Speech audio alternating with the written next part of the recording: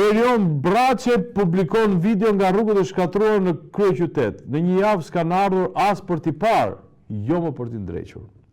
Se lajmi i mëparshëm ishte për Lalin, i cili pas 2 javësh afërsisht bën 1 vit në qeli.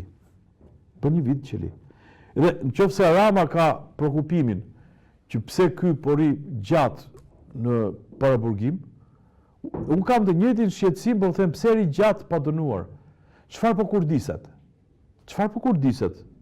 Do ta nxjerrim prapë dhe ai vazhdon të jetë kryetari i Bashkisë Tiranës. Dhe nga ana tjetër Tirana ka të ndisur në një hale të madhe. Rrëmuj, zhull, luc dhe del Erion Braçe, ai që ka ngjerur ndër të paktët socialistë që bën një lloj oponencë, thotë urdhëroni rrugët e shkatruara në kryeqytet. Në një javë s'ka ardhur as për t'i parë, jo për t'i ndrequr. Sepse Tiranën, edhe këto zgjedhjet e pjesme që u bën një truk dhe nuk hyri Tirana në zgjedhje. Për mua truku ishte marrëveshje pod Rama Berisha, që të mos bëheshin zgjedhje në Tiranë, natyrisht në presionin e Veliajt, i cili të mbante mandatin e kryetarit të bashkisë. Ndodhe ajo që ndodhi, shumë thjesht ishin bërë procedurat për ta hequr Veliajin, shumë thjesht. Mjafton që ai të kishte qenë në një mbledhje të Këshillit Bashkiak të kërkoj Veliaj.